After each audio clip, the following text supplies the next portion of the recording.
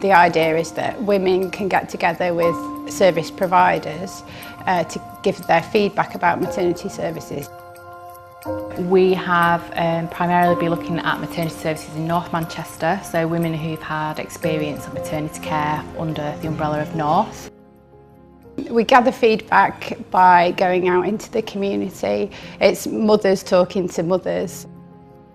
We've held listening events at local cafes. We also went to the antenatal clinic and spoke to people in the waiting room there waiting for antenatal appointments and scans.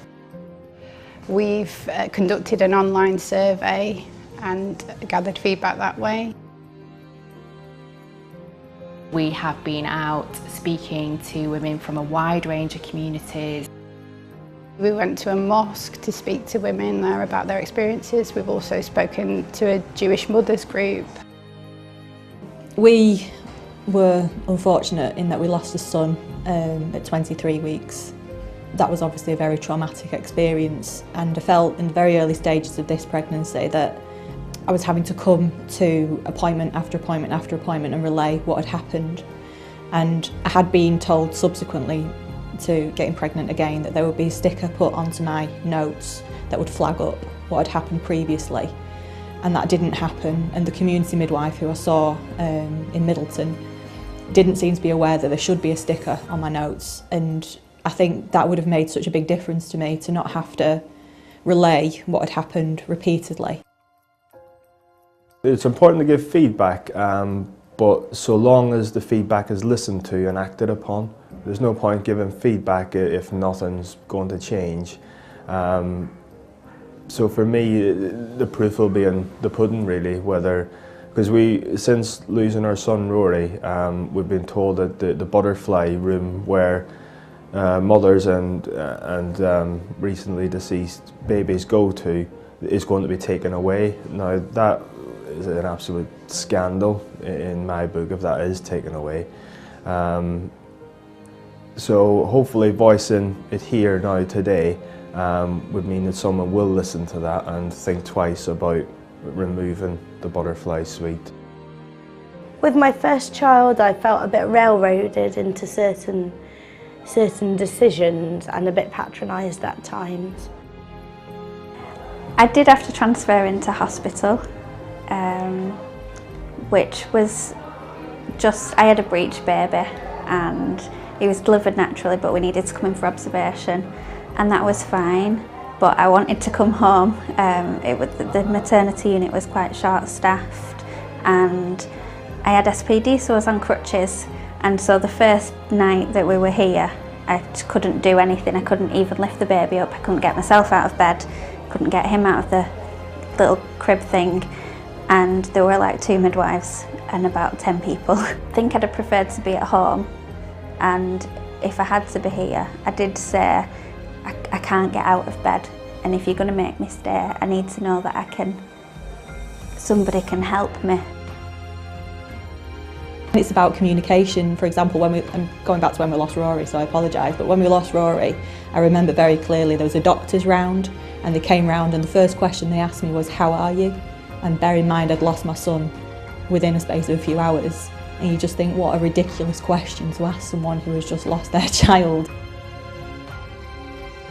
If there's been negative feedback, I've gone to see the patient while she's been in the ward, and I've been able to speak to any member of staff that it might entail, or go through her labour if she hasn't been quite happy with what happened, or if it hasn't gone as expected for her.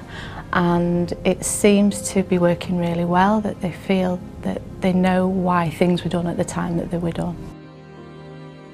It's incredibly important to listen to women and their experiences so that the hospitals can make sure that mistakes that have happened before don't happen again.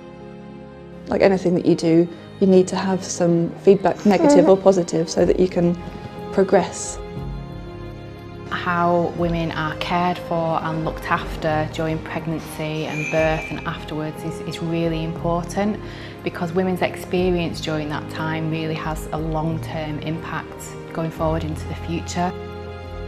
It's really important to listen to the women that we're providing care for, because basically we want them to shape the future of maternity services. Without people explaining where things are not working for them or what did work for them, services don't know how they can improve and make changes.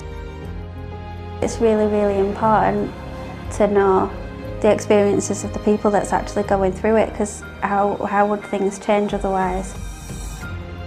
It's just a real privilege to be with someone who's having a baby and being, because that's one of the most important days of their life, and being part of that. Being a relatively new mother myself, I know that birth is important, I know that maternity care is important, and there's lots and lots of great practice out there, but there's also areas that could be improved, and that's why it's really important that we listen to those voices and that they are heard. It was just fabulous really from start to finish. Staff were friendly, helpful, although busy, and yeah, we really felt looked after and cared for. I know people are very quick to give feedback when it's negative, but for us it wasn't negative, so I guess it's just a way of us saying thank you. The midwives will get thank you cards, they'll get maybe chocolates for the ward, anything like that. It goes a long way to make us feel appreciated. I would like to see a Maternity Voices partnership started in North Manchester, because I feel that it's a great opportunity for our service users, our women and our families, to tell us what their experience has been like, give us an opportunity to respond to any negative feedback and give the positive feedback back to staff. The staff have been really welcoming at North Manchester, and they've helped us run a listening event in the antenatal clinic and do a walk the patch, so we've really appreciated that, and that's been good. And also to all the women that have contributed their voices and being part of this research, we'd like to say a really big thank you to as well.